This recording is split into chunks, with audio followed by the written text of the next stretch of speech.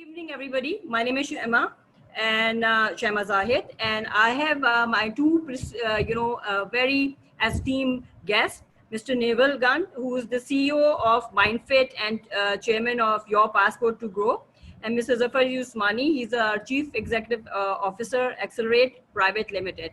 So today we have a very interesting topic, and that topic is your attitude dictates your altitude. In order to start off, and before I start off the webinar, I would like to set some rules. Whatever questions participant would have can ask towards the end. In case the electricity goes off or the internet goes off, Maha Zahid will co-host. In case Maha is not able to do it, then Mr. Zafar, I would request you to co-host the. Yeah, absolutely. You can make me the host. And then I'll come back again, perhaps. Yeah, okay. You know, now that you are having the entry of participants, once it is done, you can make me, because I have got a continuous supply, my generator. So okay, should be good. Fabulous. Yeah. So we'll start off by asking question from Naval that. How do we define attitude? Well, I suppose that's the most difficult question, isn't it? And if you, the interesting thing is, if you look in the dictionary, it says almost it's a fixed way of how we think about things or feel about things. Okay. But the question for me really is it fixed? Because if it's fixed, you're never going to change your mind. You're never going to change your attitude. Neville, So this to is me, very interesting. Neville, can I just pause you here for a moment and make this session a slightly interactive, if you allow me? And can I throw a question just before we come to your expert view? Let's see how people understand it. And you know, I'm throwing this question to the participants. What do you think is attitude? You can type your answer on the chat, or you can activate your mic and come. And very briefly, don't give us a lecture. I mean, yes, we would love to have your lecture, but the time is short. If you could just briefly tell me, what does the word attitude mean to you? Attitude is basically a reaction towards the current environment, in which how you have responded based upon a short period of circumstances. However, if you make it persistent, it becomes a nature. So nature cannot be changed. Basically, you are saying, Mr. But Wahid, attitude can be. Attitude is a reaction to the circumstances. Yes, it's a short-term reaction based upon the environment created. Anybody else would like to say something before we let the expert take it? Just open your mic and speak. Welcome, Maha. Maha's connecting and Maha's audio is connecting. Okay. So anybody else would like to throw some light on attitude from all the participants? I have this Hello? quiz. Hello? Can you hear me? Hello. Yes, Samia. Yeah, Samia. Samia. We can hear you. Yeah, I would just like to take it a little bit forward that sometimes your reaction may be spontaneous, on which you don't have that much of a control. So I wouldn't say that your attitude is something how you respond to the environment. I would say that attitude is how you perceive your environment, how you take the environment like that. Perception Yes, of environment. it's more related to perception, how you perceive. And that truly defines how you respond to it, which may be spontaneous or not. You're giving a lot of food for thought, or for Mr. Naval. Anybody else would like to throw some light? Attitude? We say, he's got a good attitude, he's got a bad attitude. What do we mean by that? Brilliant boys and girls here. If I may add here, Assalamu alaikum everyone. Absolutely. Good afternoon. Yeah. Attitude is an attitude, and right. I think we as HR professionals across the globe, we look at the attitude first, and we say, okay, if this person is assertive, if this person has the attitude, the can-do attitude, then we'll hire the person. And I think that's where everything starts from. That if you have the right attitude towards life in general. Maha, you're forcing me to a question. If person has can-do attitude, how do you know? I mean, look, what is attitude? How do you capture it? How do you encompass it? I'm your a candidate and you're talking to me, how do you determine what is my, if you ask me, you will do it? Yeah, I will do it. Most certainly, I'm looking for a job. You say, the job requires you to sit till the middle of the night. I said, I can sit till the next morning. No problem, ma'am. So Yes. how do you determine my attitude? What is that? Give me something to hold on. Attitude. What is attitude? So I think if I may give an example of one of the candidates that I interviewed today, and he said that, I said, if you don't have a car, how will you actually go for your work, and how will you complete, your tasks? So he said, I have number 11. I said, number 11, what is that? So he's like, I have 2 legs. So I have number 11. And with these 2 legs, I can actually go to places, and I actually can, for example, take a metro or go to a taxi or whatsoever, or maybe walk towards that certain client. Yeah, I got your answer. So basically, you threw him a situational question, and he said that what is it?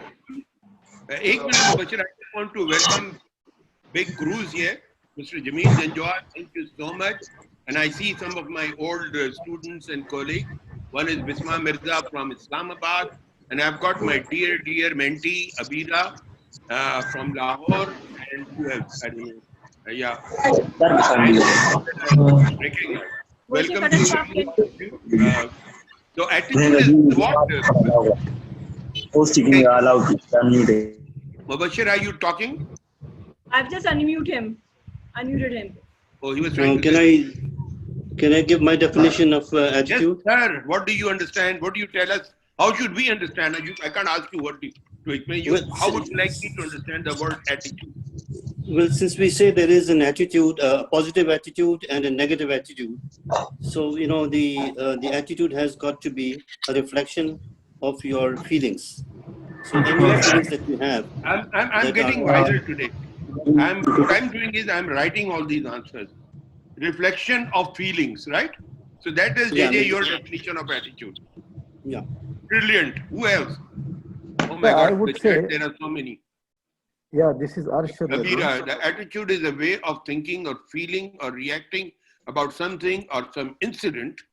So it's basically feeling, okay? Importantly, attitude is how do you react to some kind of unlikely or likely situation. Great, mashallah. So I think we'll just take a pause here. I think we've got a lot of cross thoughts on attitude. Can I add something? Can we now bring in our expert, Mr. Neville? Now, in Punjabi, when we've got a lot of things, we say now, Hurdas. This is your turn. So now you tell us. He's well, the interesting telling you to please speak. Huh? What is that? I'm sure that's Evesham. But anyway, it's interesting, isn't it? On something that is fairly basic, we're having to think about what it really means, what it really is. Absolutely. And everyone is explaining it in slightly different ways, but they're all sort of around the same arena. So it's a little bit like the weather. We know the weather's there, but when we start to explain the weather, we talk about the temperature. We talk about how mild it is. And we all get a sense of understanding of what the weather is. But the weather is a construct. And just like the weather's a construct, attitude is a construct, behavior is a construct. And we see people have got either a good attitude or a bad attitude. And we see that because we observe what they do. So we walk into a room, we've never met anyone before, and a person with confidence, which again is a form of attitude, will stride in and look around and feel as though they don't own the place, but they're comfortable in it, and yet they don't know anybody. And they will confidently walk up to someone and start a conversation. Now, those are the sort of people that we want to hire. We want to hire those with a positive attitude. I mean, we talk about having a can-do attitude. So I'm going to ask everybody now, what do they understand about having a can-do attitude? And the first thing is, it's positive. So I'm going to give you a very simple explanation. A can-do attitude is being very positive. So what do people think about when someone says that person's got a can-do attitude? What words come to mind? How would you explain it? Don't think this is complicated, because if you think it's complicated and you're having to really think about it, then you're not being true to yourself. So just write down a doer. Yes, nothing's impossible. Absolutely right. A kind of vibration you're exerting around. Yeah? Yeah? Anything else? What words explain someone with a can-do attitude? Determination. They're confident. I've already said that. They're open to suggestions. Does attitude have anything in connection with emotions? You want me to answer that, or you want everyone else to answer that? Discussion. I'm throwing it to the group. I mean, no, that's good. That's good. I'm just asking the participant to think about it. Does it have? Yeah, absolutely, absolutely. Optimistic, brilliant. And you know, some people are emotional. Some people are very practical. So I mean, look, there is going to have an impact on their attitude. Progressive. Yep. If you see me, camera muted, I'm eating my gujka. Oh, good for you. Good for you. I'm afraid we can't share it, not even virtually. They're a determined person. They've got determination. They're constructive. You see how all of these words that you're coming out with are very, very positive. So now let's think about someone who hasn't got a can-do attitude. What words are you thinking about here now? So we're thinking of people that have got a can't-do attitude or a won't-do attitude, very negative, that stop you doing things. What words come to mind when... Sadia is saying closed-minded. Abdul Wahid is saying loser. Loser, absolutely. Yeah, loser, you're closed-minded. Yeah, you don't want people that have got closed minds. Loser from our perspective, right? From that person's point of view, this is when he didn't want to do it, he didn't do it. So, I mean, exactly. he got it done. So, And, I mean, and somebody is saying they're happy to be in comfort zone, not focused. Maha is saying comfortable in his own and my skin. question is, Shahma, is there something wrong being in your comfort zone? No, not at all. I don't think so that... let Neville out. Neville, is there something wrong staying in your comfort zone? No, absolutely not. I mean, there's lots of people that operate incredibly well and have got a high performance working within their own comfort zone. I have no problem with that. But remember now, we've turned our perspective from thinking of all the can do into can't do. So it's the absolute opposite. But when we start to put these comments in here, as you start to read some of these comments, I'm sure everyone thinks they're a can-do. Everybody believes they're a can-do person. They've got a can-do attitude. They're always very positive, etc., etc. But the interesting thing is, as people are typing in words here, yeah. I'm sure other people are looking at these words and thinking, oh, yeah, I do that. And that's not a can-do, is it? I stay in my own comfort zone, and I'm now someone's questioning it, whether that is in your can-do attitude or whether it's a can't or won't do attitude. So a lot of what we're coming up with here is very subjective. But where we need to be is quite objective, because if we're not going to be, if we're not looking at this objectively and listening, we're not going to grow. Perseverance. I love that one, by the way. The other one says, I come from just wait to say that this is the maximum I could. Well, that's an interesting question. Is the comfort zone just saying it's the maximum I can do? You know, that's from my dear friend, it's from hopefully New Zealand or Australia. John Abbas, my ex-colleague from Karachi Electric. He was the person responsible for distribution. If he was here, people would be after him and his blood. John, welcome. Good to have you. And, this is something, I wanted to discuss and learn from Neville. There's always this question about people who are chilled, people who are not aggressive. There are 3 tracks. We talk about career tracks. So one are the fast trackers who are just running and fighting and winning and going ahead. And the others are in the middle of the track, which will, they'll just work as much as required. And the third one is pathetic, who is not working or who doesn't want to. They have got their own preferences in life. Now, each one of them, Neville, this is my thought to you. There's always a choice, right? And with each choice, we've got the cost and benefit attached to it. So if you want to be in the fast track, the cost is you lose all your personal life, you lot of work and everything. It makes you happy. It gives you an achievement orientation. But the cost, you're paying some cost. It's not, fast track is not coming without any additional cost. Similarly, those on the slow one, they're ready to lose whatever they're losing. They don't want to grow in career. They are chilled. So they are living in a very basic style of living in the smaller apartment and happy and enjoying what they want to do in life. And most of the people normally fall in the middle track. So they say, we want to keep a happy balance in life. Now, my question to you, sir, is which one of them is wrong? In their own place, they're all right. Because if it's a conscious choice, then they've made a conscious decision to stay where they are. But, and this is the $1 million question, is it a conscious choice?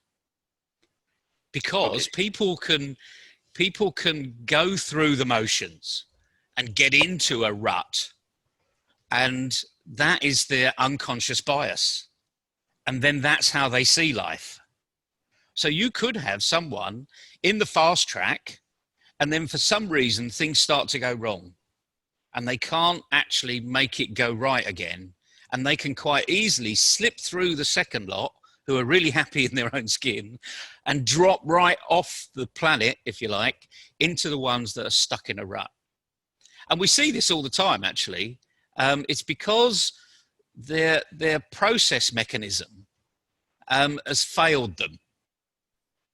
And what they've realized is it wasn't a process at all. It was just a method. And now the method doesn't work. So they haven't got a can-do attitude to change things. So the classic here is, who wants change? And everyone will stick their hand up. Everyone wants change. They're not happy with what's happening out there. They all want change.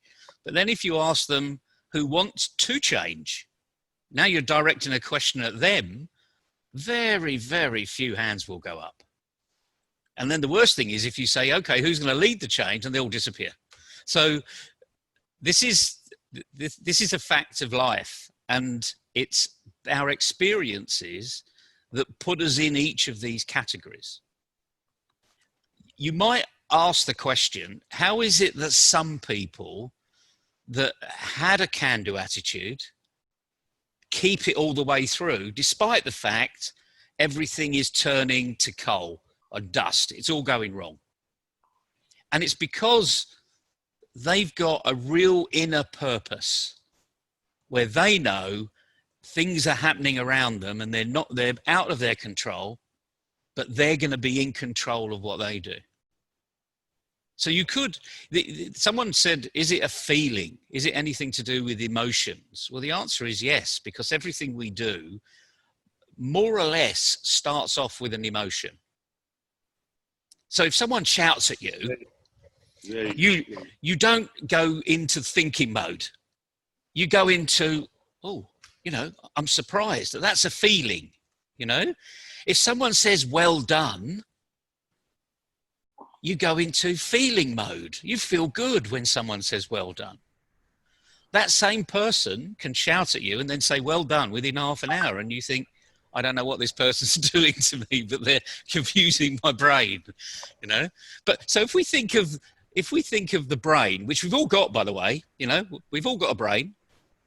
If we think of the brain as a PC and our mindset as the software, we can put a lot of corrupt software in our mind, into our brain, and it can corrupt the rest of the brain. But what we need is this can-do attitude to filter out all of the corrupt software. I mean, we call that behavioral waste. And we all build this over time, either consciously or subconsciously. So this is, I mean, this is a huge subject that to cover in a short period of time. But let me ask you a question. I don't ask this one very often, but are we born with a can-do attitude? Yes, I guess everybody's born with a can-do attitude. That's what you believe, Shahma. Who else believes that? So if we're all born with it, how do we lose it? Why don't we keep it? But are we born with it? Because a lot of people don't think that they're born with a can-do attitude. They don't believe that the neuroscientists are now proving that we're born with a positive bias. Now, what does a positive bias means? It means you've got a can-do attitude, actually. So we're all born with a positive bias. How do we know that? How can we prove that? Very, very simply. Anyone got any idea? I guess you can take an example. We can take an example of a baby. You know, when the baby is trying to learn to get up and walk, you know, the baby would try over and over again. And then, you know, the child has that can-do attitude, and, you know, they get up, they fall, they get up, they fall, and they once they try to stand up, and then they take their first step, or their mother would, you know, put their finger. That's a brilliant point, Shahma. What you're saying is that there is at least one force in us as a part of our creation, which is, you know, a desire to get appreciation and achievement. So sense of achievement and sense of accomplishment is an inherent desire in all of the people. You know, whosoever is born with an existence has an inherent need for appreciation and recognition. And that becomes a primary, I think, factor for what Neville is doing, can-do attitude. So everybody would, why would I not have a can-do attitude if I do something and I get recognized and I get appreciated for that? So that's a very important answer to the key question. There's another interesting question, Neville, I would like you to, and you know, this is not a lecture, it's more of a... No, this is interaction. This is good. So you can feel free to open your mic also if you really feel like. There's a very interesting question by Samir. And the question was, how do we define success? I mean, when we're talking about the streams of people and people living very happily in doing what they want and not giving up, not fighting for a quick promotion and salary increase and raise in standard of living, they have a choice too. And, you know, there was a, you know, I don't want to say it. Anyway, there was an interesting joke. Some guy from Harvard came and he saw this young man fishing in the pond in south of France somewhere. And he said, "You're wasting your time. What are you doing here? Why?" He said, "What should I do?" He said, "Go. You study. You go to Harvard. You study, blah, blah, blah." Kept on questioning. I said, "Then what will happen? Then what would happen? You'll make a lot of money. Then what will happen?" Then in the end, he said, "You'll have time to go and relax and fish on the pond." This is exactly what I'm doing. So that was very hilarious. I mean, I heard it, I don't know when, where. But, you know, it really touched me. I said, I mean, you have to understand the purpose. So what is success? If fishing in the pond is the ultimate purpose of success, we are born with the can-do attitude. So what makes us negative? It's a good question for everybody here. What one thing can people put in the chat box that would recognize what happens to us? Is there one thing, despite the fact, you know, our parents are there, all right? So let's ignore the parents at the moment, because actually they've cultivated that can-do attitude. As Zafar was saying, we first acknowledge being awarded something, you know? when little Zafar was there, sat on the floor in his diaper, and he started to get up and pull up, your parents turned around and said, "Come on, Zafar, you can do it, you can do it." And, you know, the rewarding was coming, and there was a big smile on your face, as there is now. And the point is, you know... It's because in my days, there were no diapers. Let's not go there. Let's not go there. But the point, but the interesting thing is, you know, we cultivate that response. Parents cultivate that response. So how does it become negative?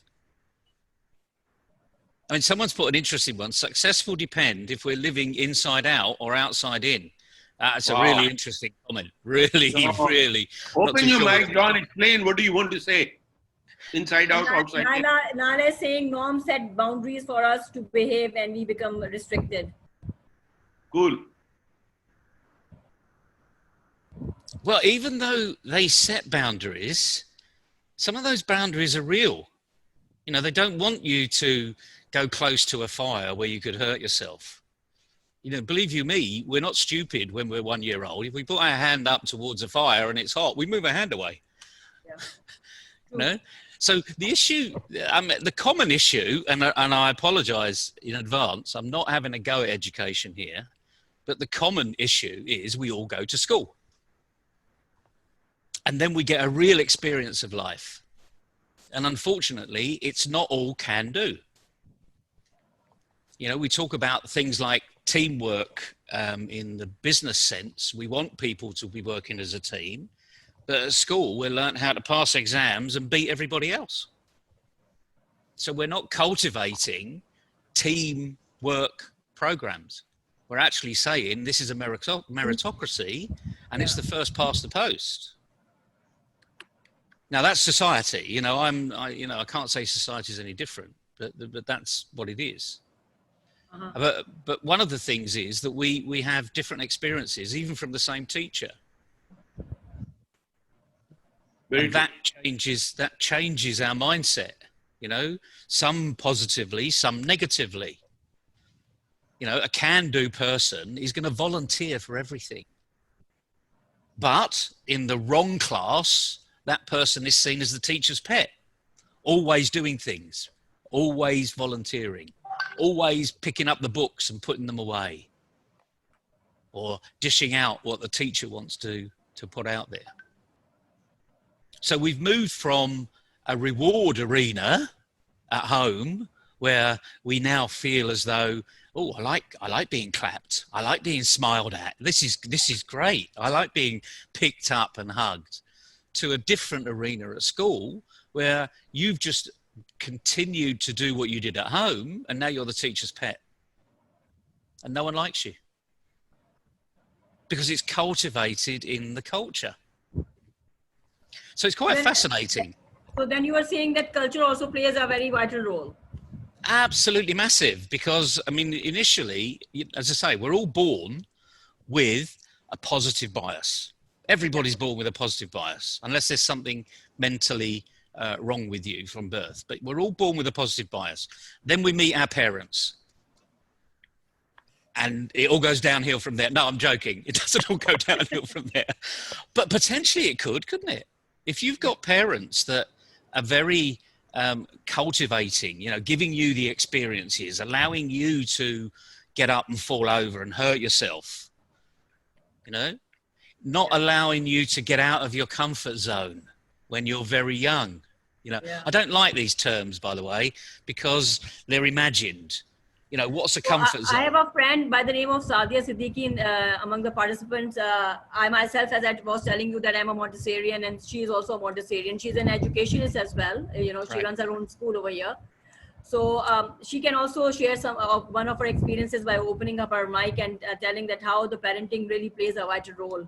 Yeah, please do, because that's absolutely crucial to this discussion. Because, by the way, we're all parents, aren't we? Well, ultimately, most of us are parents, you know, so this will be really helpful. So please, come into the conversation. You can unmute your mic, please. Okay, Sadia's. Yeah, I've been telling everyone, feel free to unmute your mic. Yes, exactly, please. Nyla, if you can say, shed some light, please. Nyla Ansari, she's also one of the Question for educationists. Neville, please ask. Let everybody benefit from your question. Shahma, can you take a little pause over here? I would like to pose a little question for Neville. Okay. Is the can-do attitude means that you can do everything, or does the can-do attitude means doing something in a splendid way? It just does it have any demarcation between the two?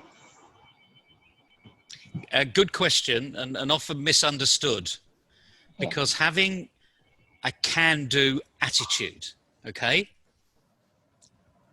it's you applying yourself 100% to the task in point. The younger we are, the more we learn at a faster rate. So let's just say if someone says, Neville, can you be, are you looking forward to be an astronaut? Well, I'm 61 years old. The likelihood of me being an astronaut is pretty remote.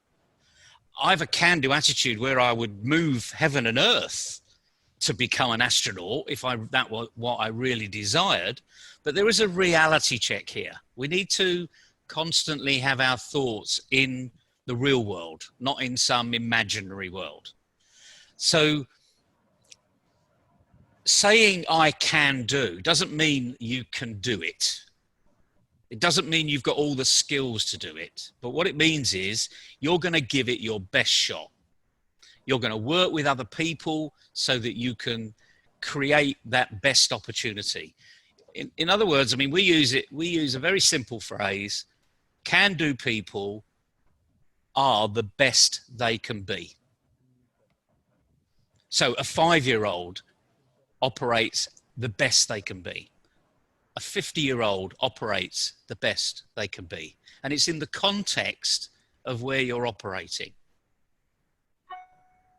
It's a misconception that you can do anything, because there are limitations, you know, and I'm not saying that what your limitations, you believe your limitations are in fact your limitations, because the likelihood is they're limitations because you've never thought outside of your box.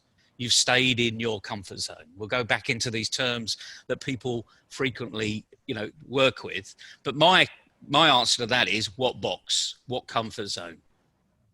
Because it's just where I've put myself. And it's when you start to operate in a much wider arena, you know, in coaching, we talk about this term awareness. To improve, we need to increase our awareness. And how do we do that? Well, we don't just look around more. We start doing things. We move into other areas where we're testing ourselves. We may be pushing ourselves way out of our depth, out of our comfort zone, but we learn so much by just opening a door and saying, well, this is a black hole. I'm going to go and investigate. And the thing about a child, remember, let's go back to when we were first born, when we were walking. We didn't stop at walking, by the way. We started to run. And that's when our parents really had trouble, you know, because we'd be able to run away. You know, some of us were put on a leash. But we didn't stop there. You know, the mind pushed the boundaries. Some people became athletes. I noticed a comment on there about athletes have a can-do attitude. Of course they do. The nice thing about athletes, by the way, and this is the beauty about doing something where you can measure your personal best. Because as the three people on this panel here, measuring our personal best is at best an exam that we've sat in the past. Or feeling good after we've given a presentation. You know, it's a personal feeling. It's feedback for yourself. Athletes have a personal best. You know, a marathon runner has a personal best on the time. A 100-meter runner has a personal best. A high jumper has a personal best. And all they've got to do is marginally change what they do, and they will either improve their personal best or reduce their personal best. So they can change things very, very slightly. And some of it is a permanent improvement, but some of it actually you just achieve the same. in which case I need to do something else marginally, or it might make it worse. So you don't want to do that again. So they've got this perfect arena, almost like this perfect storm of being able to perform at their best on demand. And the way they do that is they have a routine, and they call it eat, sleep, train, repeat. Eat, sleep, train, repeat. Eat, sleep, train, repeat. They're almost like piston engines in a car, you know, constantly going at 50 miles an hour. But when they put their foot down on the throttle a little bit faster, they're going at 51 miles an hour. Now that's a performance improvement to them. And they need to know what they've done to get that small improvement. But more importantly, once you know what you've done, you can do it again and do it again and do it again. And we do this at school, you know, we do 14 years of maths and 14 years of science. We don't start off at 5 years old learning calculus, you know, or Newton's theory of relativity. You know, we start off very simply, and then we layer on and layer on and layer on. And the education system is beautifully designed to push people each time, just a little bit more and a little bit more outside your comfort zone, outside your comfort zone, outside your comfort zone again, you know, so that you improve. And people, that's why people don't like being pushed along sometimes, because they want to go at their own pace. Zafar was mentioning, you got the fast tracks, you got the people in the middle of the road, and then you got these guys at the other end that are just basically saying, well, I'll do what I'm told to do. That happens very early on in life. And interestingly enough, it happens in school, because you all know who's your A students, who's your B students, and who's your C students. No, Neville, your students know that. Yeah. I'd like to bring another, in fact, aspect to very interesting discussion. And, you know, I'm really amazed how time is flying. I wish we. My goodness, 45 minutes. It's shot by. Yeah. So, you know, I'm thinking there are two other elements that we need to be aware of. One, everybody has a different brought up. So, you know, the childhood experiences and parenting makes a lot of difference. Yes, exactly. And you know, that is something that has got, that determines our behavior in life and gives us that ability to turn our normal attitude to a can-do. And the other important thing is, what drives us? What is driving our life? You know, what is the real driver in life? In the early stage, people will go, and John is asking very interesting question of potential and personal limits and all. And my own feeling is that God hasn't put any of these limits. We decide our own limit. Give you an example. Supposing if I was at a younger age and I had a crush on a girl and I wanted to marry, but the parents of that girl wanted me to achieve some financial goals in life before I marry. Yep. Then hell with my personal limitation and everything. If I really want that to happen, I will make it happen. And there are live examples of that in life. So really, it depends on the driver. What is it? What is your driving force in life? And if you can have a connection with the driving force, then you will be, then as they say, sky is the limit. And there are examples of fairly mediocre people under two circumstances, either in that driver thing or in the frustrations in life where society hasn't treated them well. Hitler, etc., etc. You pick up all these big names, no proper, you know, grammar schooling, no proper, you know, grooming and everything. But just because they were rejected in life, they were humiliated, and that was their revenge to become the most powerful person in the country. And that sort of again converts people, their can-do attitude into actually a tremendous success. So inherent force generated by the real drivers in life. So one that brought up, the other is that. And I leave again the ball to your court. My objective is to create disruption. Yeah, well, you certainly disrupted it as ever. Well done. Congratulations. Good move. Exactly. The interesting thing here, and a lot of people say, where does MindFit come from? MindFit comes from a lot of research.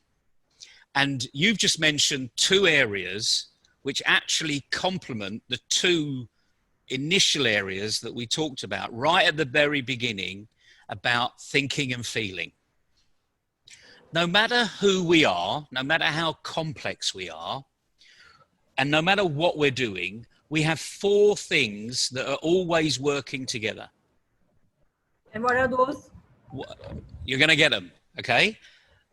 Attitude, right? This is explaining attitude. So the first one is how we feel. That can be negative and positive. How we think, that can be negative and positive. How we're connected and we connect with others. As Zafar mentioned it, you know, our environment, a personal environment, our parents, our school, our classmates, our homemates, our family. That's our social connectivity when we're very young. But the most important one, and the one we talk about all the time, is our purpose. What drives us?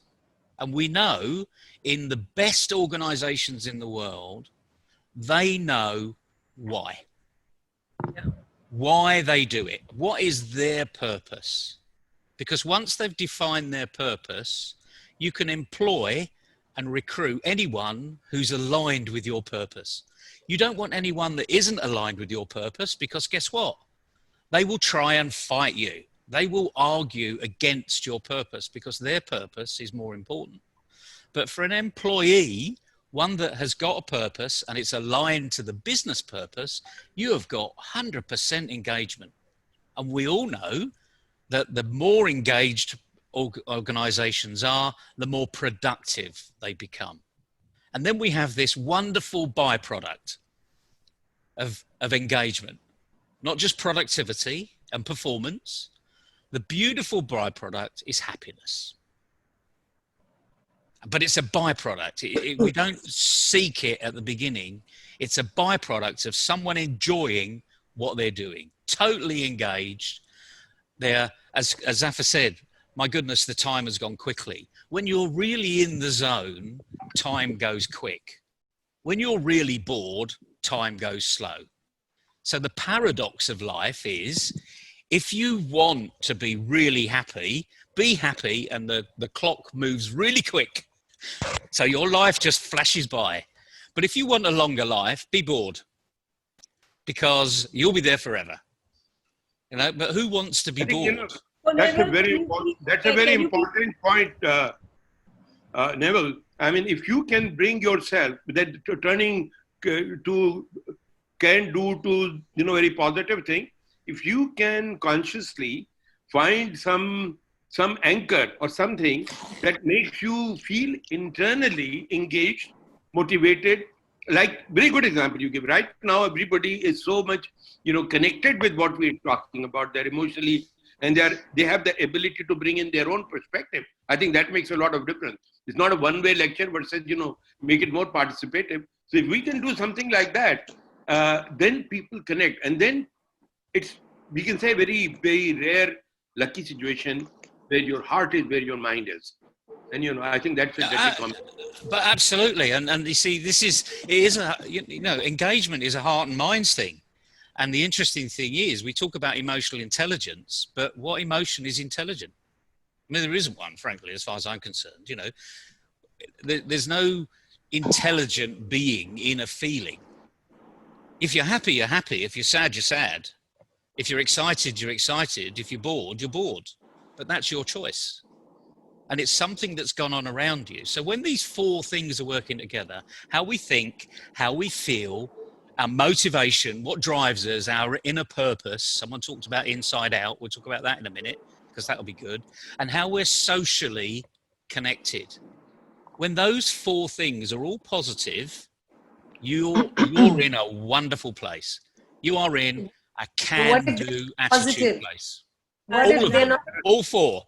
Sadia, But one negative takes the others. I want to say something. What if they are not positive? What if some people are just negative people? That's why you're talking about negativity and positivity. So there are a lot of people who are just generally negative. Their attitude is negative towards everything. They're not open I would like to, before Neville asks, I'll just tell you my own observation and understanding. These are the people who have generally not been given a good experience in life. When people have disconnected with them under all circumstances, in the childhood, I think. Do you think more so? Absolutely. Our attitude and behavior starts building at the age when we don't even know we exist. And that is what we were suggesting. And that is the most important part, because we don't realize, at a very young, and Sathi, you will connect it more. We always, as parents, have this dilemma. And I was asked this question, whether you like your father more or mother more, at the childhood question. And I always was in a dilemma. And then I was compared to which one of my siblings is loved more by parents. And parents were naive, and they will definitely come and they will say, okay, yeah, he's better or she's better. And that's where it may be very light and jokingly, but that lays the seed of connection or disconnection with life. Thank you so much, Nyla. Yes, Nyla want to say something. Okay, hello everybody. I'm literally enjoying whatever is being discussed. It's a lovely conversation, and I thought I wanted to be a listener rather than a speaker, because I've spent all my life speaking. So it's always good. It's always good to hear good things and learn, from every perspective and every person. So I was, as per the discussion, I really am a believer of parenting as a first reason, or probably one of the most important dimensions that becomes a manifest in later life in an adult's, demonstration of attitude and his overall personality. And I just thought I would just add something here that, when we talk about negativity, a lot has to do how the child has been raised.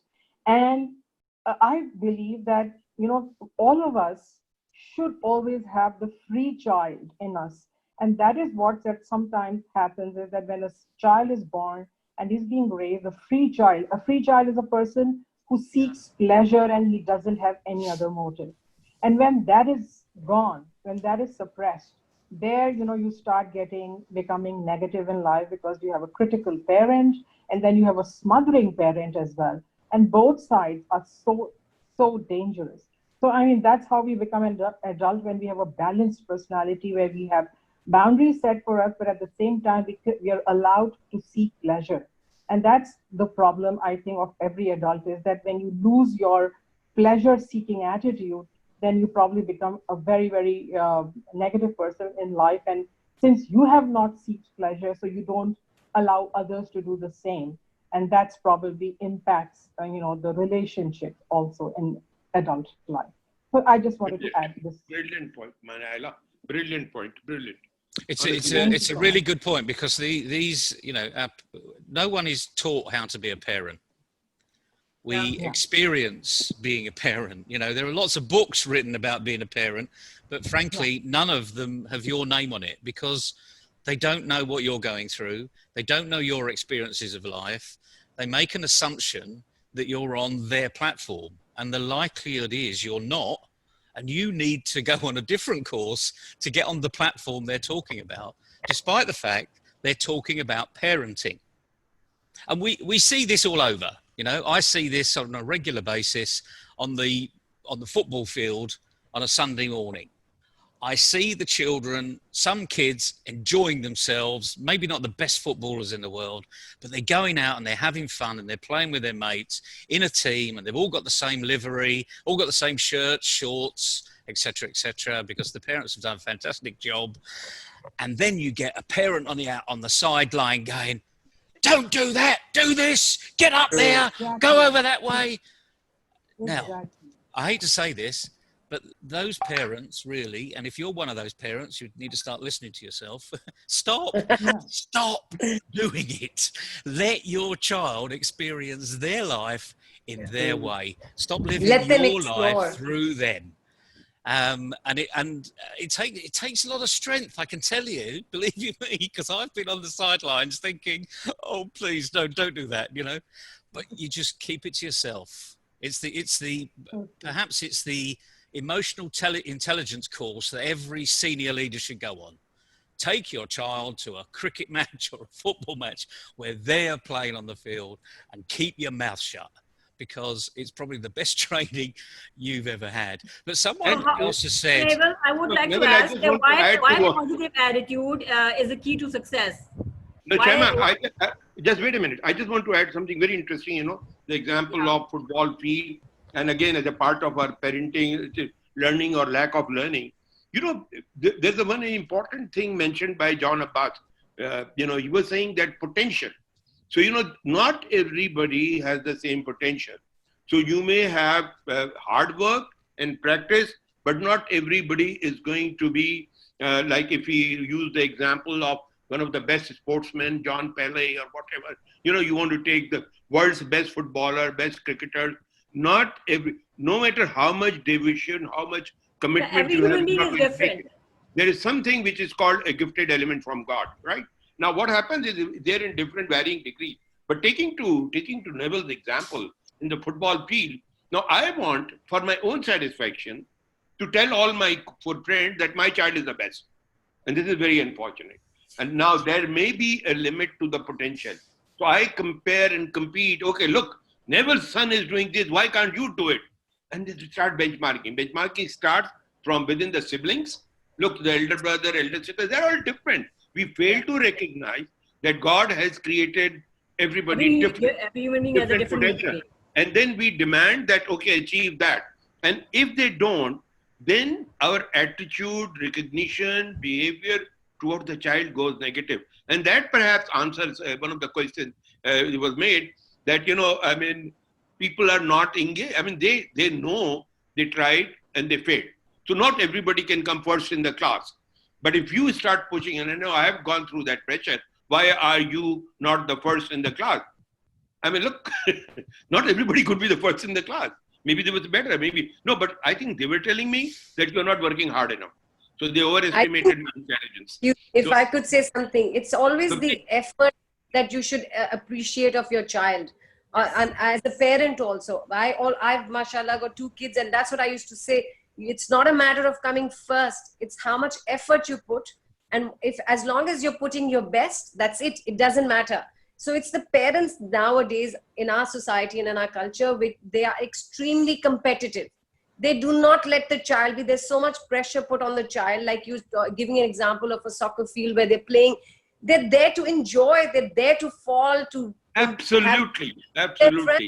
It's not about, did you score the goal? Did you do it? It's not about that. And if parents do not inculcate that in their kids from very young age. How do you suggest this lady handles the coffee morning when another mother comes and tells her that, look, my child did this?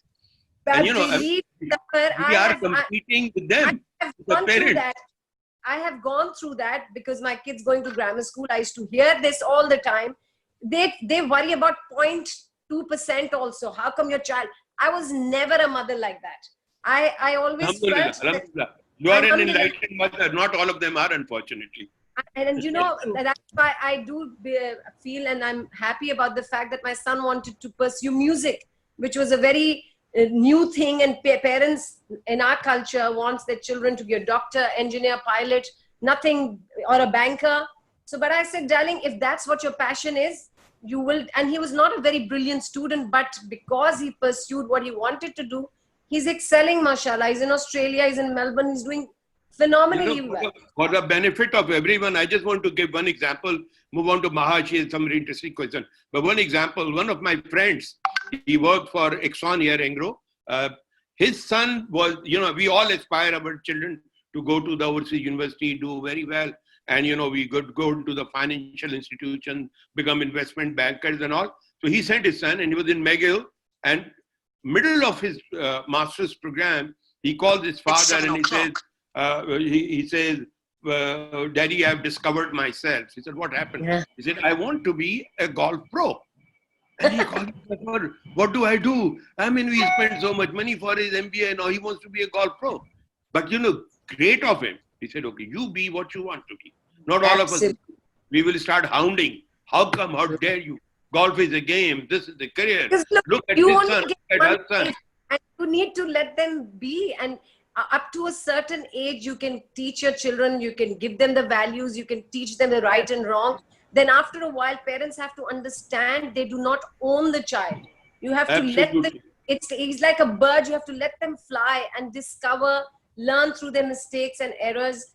And that's what I think evolvement is, and that's what learning is. You know, we do as parents try to transform whatever we've learned onto our kids, but then it's their life that they have. Fascinating topic. This is such a fascinating topic, and I see another Okay, with due respect, can I just add something to Please. what's being discussed over here? Neville, I would like to pose a certain question to you. Of all these things being discussed, just one thing, is the can-do attitude, how much is it linked to realizing yourself, realizing and recognizing your potential, discovering yourself? How much is the can-do attitude really linked to? If I were to say 100%. Okay. And the interesting thing is this discussion is really interesting because we've heard some very passionate people here who have been through this. They realize that, yes, it's about purpose. It's about our inner purpose. What drives us? What motivates us? And believe you me, what motivates us as a 6-month-old to get up and walk is the similar type of motivation, not the same motivation, but the similar type of motivation that throws some people to become the best musician in the world, the top athlete, or a potential chief exec with high ideals. It's that same drive, and it comes from a can-do attitude. And it's the remember, it's how we think. So are we thinking appropriately and effectively? We have lots of people that can think and say, oh, I'm just playing devil's advocate. Is that appropriate and effective? No, it means you don't agree, actually. You know, if you were going to agree, you would say, that's all brilliant. What if we do this as well? You know, and there are ways of talking through this so that you don't become the negative, you know, the black apple, you know, that rancid apple that no one wants in the organization, because you know, a rancid apple grows quickly. Turns all the other apples bad very quickly. So it's thinking effectively and appropriately. Be driven by a real sense of purpose. Be socially connected with other people, and in control, and be emotionally competent and resilient. When we're all those and they're all working together, you've definitely got a can-do attitude. They're all working positively, as we've seen. This is a very positive discussion we've been having on here. People have been asking questions about, so how do I deal with all the negative people? Well, the answer that comes to mind is, do they know they're being negative? Has anyone ever asked them, why do you feel like that? Why are you saying that? So I believe that everybody's talented. Some people have practiced being very ignorant all their life, and they've got really good at it because they've practiced so often. They're really brilliant now, so they just ignore people. They don't listen. But what is that doing for them? That's limiting their opportunities. It's limiting their behavior. It's actually putting them really in a very tight comfort zone, a very small box. But you and we as leaders, you know, what's the purpose of a leader? Well, the purpose of a leader is to get the best out of the team. Let's not flower it up, you know? So what's the purpose of a teacher? Get the best out of the class. And the point is, get the best out of them individually in the class.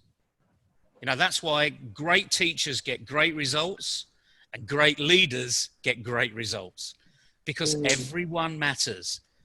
Everyone counts. Let's find out why it's not working for you. And in a team, we say, what went wrong? What can we do better? Notice how the language changes when you've got a can-do attitude. There are many won't-do leaders out there. dictators. You know, we heard of Hitler before. There are loads of dictators out there.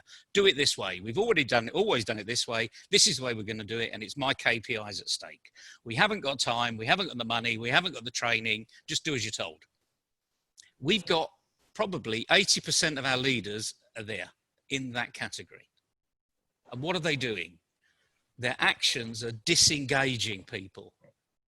They're creating behavioral waste. They're making you feel not worthy. I didn't achieve. You're not good enough. Don't bother asking. Don't bother coming up with any innovation because it's not going to happen. We're driving people into negative behavior. They don't run down this negative route, do they? The brilliant submission, and I think it's very enlightening for me also as a person. But you know, today's discussion has been amazing.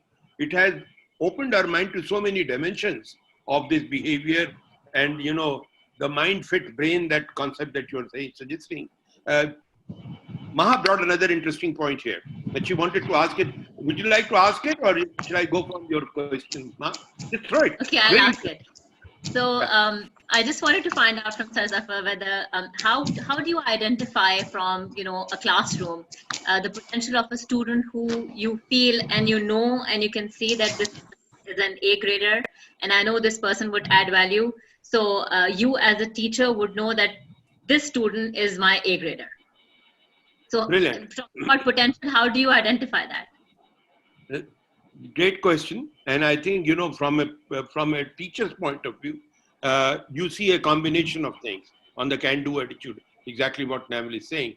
There are some students who will come up to you, who will look forward to, and who have a sense of accomplishment, achieving their right answers. And, you know, when the moment they complete, they rush to you. Miss, I have done it. Basically, it's a trade-off between the appreciation and recognition that you give to them as a teacher.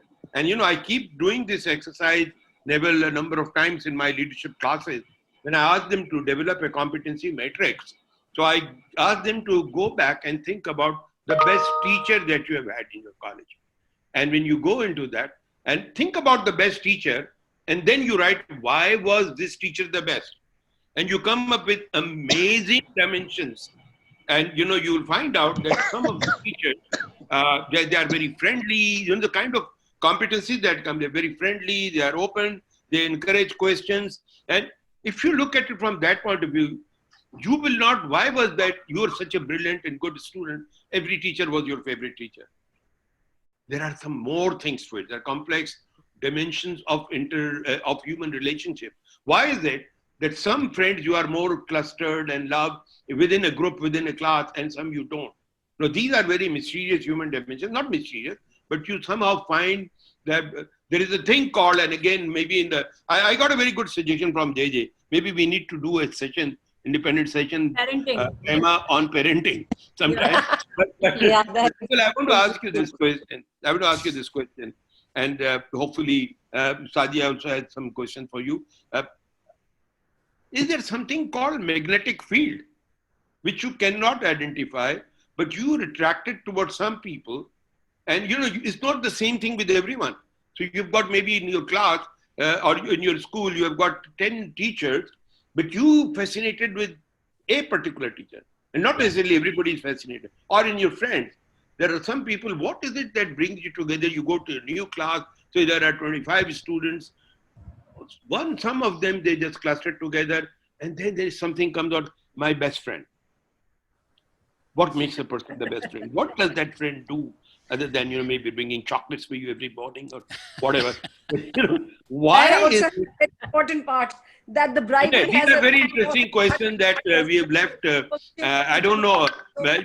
Shahma, you're the boss. It's your session. So far as I'm concerned, I'm loving it. I can hang on. But participants, I can see that, you know, they must have their own commitments.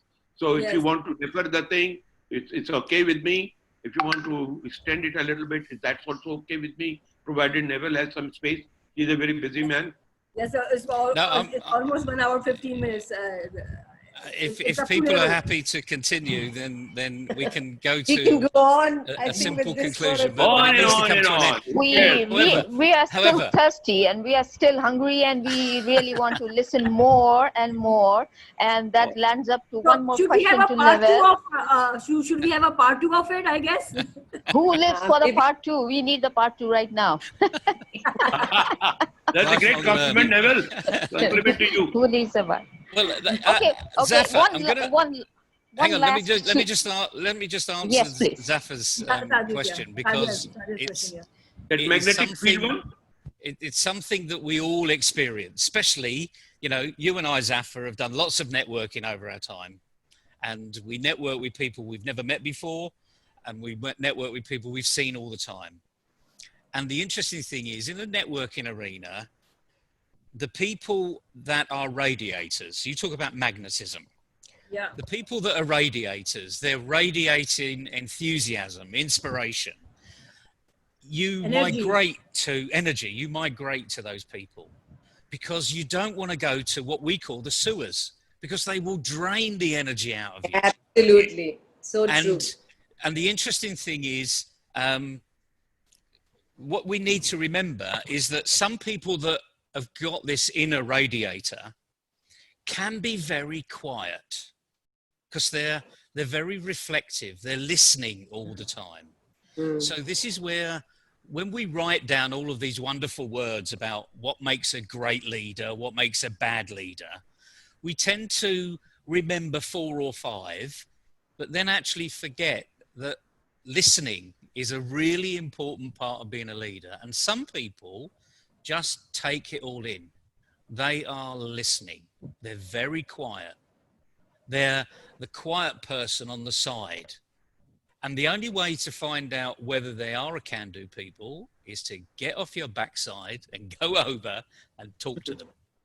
Have a conversation and listen to what Absolutely. What a great advice. Absolutely. And we forget it so often. We forget that listening and silence. $1 advice. Talk. Yeah. Pick up a cup of coffee, just go and talk. By the way, sorry, go ahead. So, Saida, you wanted to ask a question? Or was it Sadia? Sadia. Yeah. Yeah, just one last question to you. We are talking about, the people who have those can-do attitudes. They know their self-worth, they realize their potential, and they also push forward the other people around. And sometimes their can-do attitude can be very pushy, or you can say very taxing for the people around them. Sometimes it really happens. So, and it's a natural desire for the human being also to be recognized for what he's doing, for all his achievement and all for his effort and everything. Sometimes you do some work which satisfy you, and sometimes you look for the recognition of that work outside. Bottom line is that what is the balance between social recognition and self-recognition? What is the right balance of a positive person? I'll be honest with you, I don't think there is a right balance. It's how you feel about it. What works for you? Exactly, what works for you. I mean, if I know that I've put 100% effort in, but the result is nowhere near where I wanted, I will still feel as though that was my best. Absolutely. You go and sleep well. I'll sleep very well, and I'll keep thinking, so what could I have done differently to do something? But that's tomorrow's question. That's not today's question. I did the best I could do right now. And that's why I say with athletes, it is so much easier, the high jump, they do 7'2¼ inches, and they know that's their personal best. So when they do 7'2 3/8, they're not just jumping up and down for joy. They're jumping off the ceiling, because they now know that this is an potential Olympic record. So yeah, they're going to be excited about it, and everyone around them will be excited about it, even though they're doing it on their own. So this is where athletes and sports people have got the benefit. But what we as ordinary people, we need to develop our own personal best. How we, is that the best I can do? What is the best I can do? Well, the best I can do is to be completely focused, put my phone away, turn the television off. You know, we're all working from home these days, so there's lots of things distracting us. You know, go in a dark room, you know, shut the door, put the light on, and that's your only source of light. Get really focused. You know, if that works for you, then great, but do what works for you. And the thing is, you only find out what that is by trying it. You know, because someone else, you know, you can read a really good book, you know, the 10 best habits of leaders, you know, the 7 secrets of leadership, all this sort of stuff. And I'm not saying these aren't great books, but they're not you. It doesn't say this book is directly for Zafar Usmani because these are the 7 things he needs to focus on for the next 14 days. There isn't a book, unless we're going to write the book together, there isn't a book that's been written that's done that, you know? You know, just to build, in fact, bring me my own concluding thoughts on this is, and to all the participants, I would like to seriously reflect on this. Who is the biggest stakeholder in your life? And you will find eventually it's you. The purpose of life has to be to make sure that you are happy with yourself, not with what you have, not with what you have. Yes, you're happy with yourself to the extent of your whatever you wanted to apply, to the extent you wanted to apply. But end of the day, the test is when you're going to sleep, and Neville very rightly said, achievements, failures are irrelevant as long as you are happy with yourself, that you did what you could. And that's where, Neville, we bring in our own faith here, our faith in God. And we say that eventually, if anything happens, it is with the help of God. And if it doesn't happen, there is a reason that only God knows. So that is where we anchor ourselves to our faith. And if you really do it with sincerity, you will find a lot of reasons to be satisfied and be happy with life. Effort is something that is best. You make a conscious effort of identifying what are your enablers. You make a conscious effort of identifying how can you work on those things. Beautiful example, communication. We don't do it. It's so common. And I keep on telling people, but you, HR, you hate your line manager. Why don't you just talk to them? When was the last time you met your line manager? Oh, actually, you know, in that meeting, I said, look, why can't you just pick up a cup of coffee and walk into the room of the line manager? You make it part of your individual plan that once a week or every morning or every alternate week. Just go and sit and say nothing. Talk about life, talk about other things. And you know, while you're talking and connecting and communicating, you'll find you'll thaw a lot of those negative vibes that Maha was asking, how do you deal with negative vibes? It's very simple. The key is connect with them. Go talk, sit. Don't talk shop. Talk whatever you want to. But as long as you are connected, as a human being, you know, it's a human connection at the end of the day. Absolutely. We are all human. We love being connected. We love being talked. And of course, intelligent connection is good. So if I like somebody's style, or even if I don't like it, then I just go and say very nice style. Person has taken pains to select that type for that day. So give him a credit. That is not your choice, but it's their choice. You raise a really interesting thing. And we know that in HR, in the last 20 years, we've heard this term 360. It's been coming more and more into language, 360, 360, 360. But the interesting is, it comes from feedback. So there's a great article. Ken Blanchard has a great quote called "Feedback is the breakfast of champions." Very true. It is so well known. But the interesting thing is, what does it mean?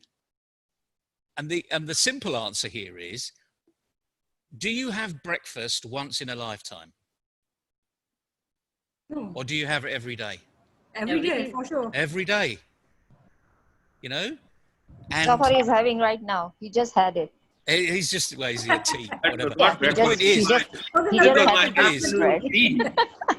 By the way, it was very in watch my mug.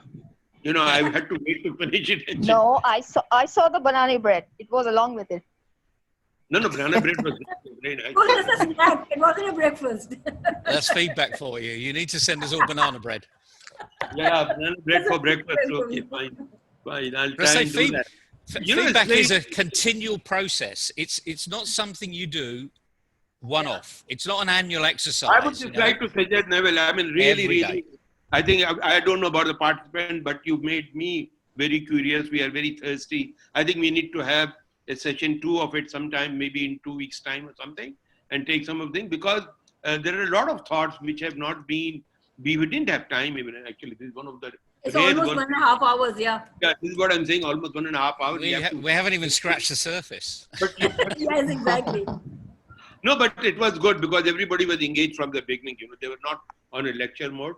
They started participating from the beginning, and that has made, so we should have one more session on this particular topic, and bring it, connect it with the connection with parenting, as John Abbas was saying. And, we have to see that how we, there are so many unanswered or unconnected dimensions yet. So we need to really connect with that. What I can do is, Mr. Zafar, that being a Montessorian, I have and also Nyla is also an educationist from IBA. So we will touch base on the early childhood. Okay. So some of the education, I can bring in some of the educationists from the Montessori arena. Okay, because I'm also a Montessorian. So if you're doing that, then bring the expert. We are not Montessorian, we are not educationists. Yeah, for sure. I don't know about Neville, but I would really not be able to add a lot of value.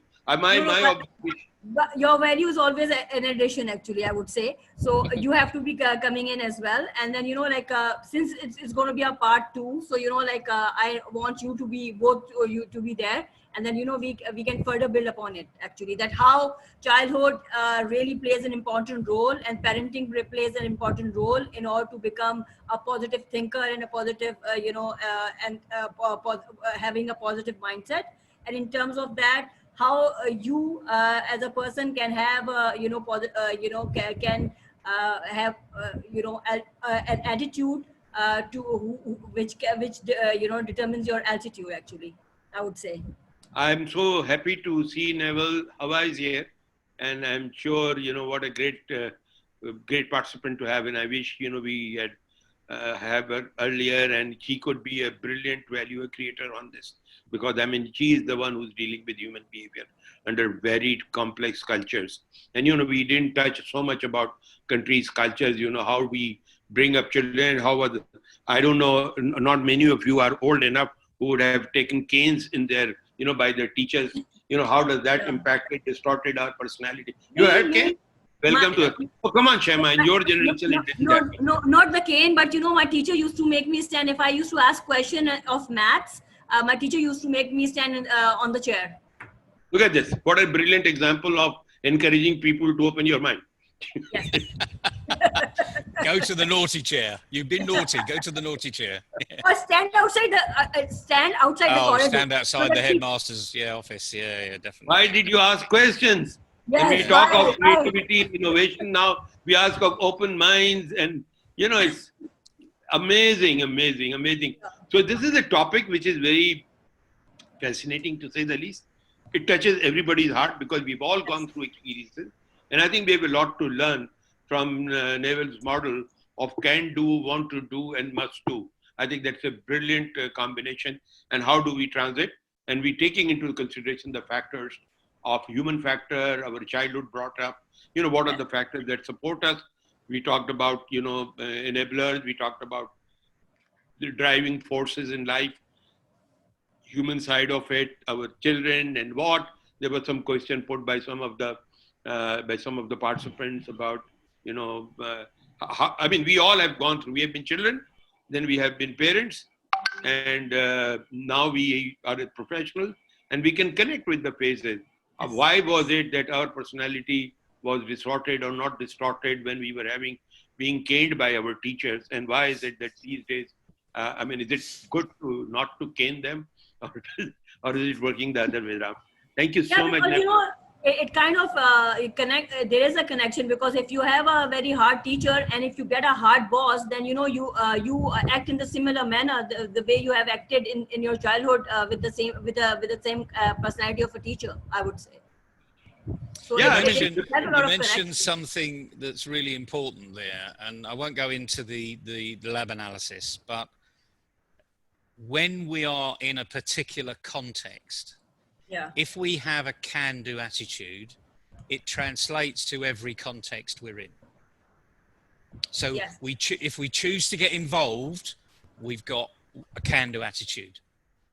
If we choose not to be involved, it's because we're using our can-do attitude to say, no, that's not for me. However, our bias takes over with most people, and our negative attitude transfers automatically with no conscious thought whatsoever. So this is why when Zafar and I started to talk some time ago about behavioral waste, once behavioral waste has set in, it negates can-do attitudes. So that's why we've got to get rid of that behavioral waste before we put anything else in. And you mentioned the specific issue that I picked up on there. If I'm a can't do in this context, I will be a can't do in this context, this context, this context. It just transfers over. Unless there's something that really excites me, and for a nanosecond, I move into a can do. So you can have the most disengaged young person at school, but because they like cricket or some other sport, all of a sudden you see, my goodness, where did that attitude come from? And that's the opportunity to get hold of that child and say, you know how you're feeling now? We need to help you feel like that in maths, in physics, in chemistry. Yeah. So what have we got to do to help you feel like that again? And the kid will turn around and say, stop being boring. I'm bored. Typically. So now it's up to the teacher to change their attitude. Now there's another discussion. Will teachers change their attitude? Just add one more Go. point to that level for the next one. Where does, ego comes in? And how does it go in places? That's another fascinating one. I didn't touch it because I knew, and it's not only the ego of the Parents, teachers, everybody. Ego in organizations, ego of my boss, in houses, ego of my mother or my father. How do they want me to be coming to their expectations? Otherwise, making some brilliant points there. They want to see their success reflection in the children, which they have never made in their life. So, I think if my parents are not the brilliant performers, they would like me to be the brilliant performer and take pride in it. Absolutely. So interesting. Shahma, I would like to thank you for really conducting this. Oh my God, it's over 1.5 hours. It's 1.5 hours actually. This doesn't work. Well, hopefully everyone's enjoyed themselves, so we can. Yes, everybody's present. And we love you, and we would love to have you again. For sure. It's a good one. Thank you very much and for again, I would like to extend my thanks to coronavirus for making this happen. And another reason coronavirus has done the world a favor. Thank you, Naval. Thank you, Zafar Saab, and thank you, Maha, for coming in, and all the participants for their lively, discussion. And we will do a part 2, and of course, all these panel members, along with the educationist, would come in, and we'll have another discussion on the same topic. Good idea. Thank one you. thing more. Great job done, Maha and Shahma. Great job done, both of you. You're becoming emerging stars of learning. In the region. One thing more, Shahma. You have the email of all the participants with you. So next time, if you plan up some events, can you just drop in a little word, okay? And let us know that this thing is happening, okay? Okay, fine, for sure. We will appreciate that. I will plan it out, and then I'm send you guys the email. Thank you, Mary. Thank you very much. Thank you, Naval. Thank you, Zafar. Thank you, Maha. Thank you. Have a good day. Have a good evening, everyone. Have a good evening. Bye-bye. Take care. Bye-bye. Bye. Now will we see again on the Sunday for this other thing? Yes, that'll be. You can enjoy. You can join our session on Sunday. We're going to talk about transformation, organization transformation. Yes, leadership transformation. Yeah, for sure. Thank you. Thanks a lot again. Thank you. I'll see you tomorrow. Bye-bye. Bye. See you tomorrow. Yes, I will join your session too. I still don't get it how Mr. Abdul Wahid is there zillions of times. 4 times. Yes. He obviously wants to learn a lot. He has 7 different devices, I guess, you know. Unbelievable. Okay. Take care. Bye-bye. Take care. Take care.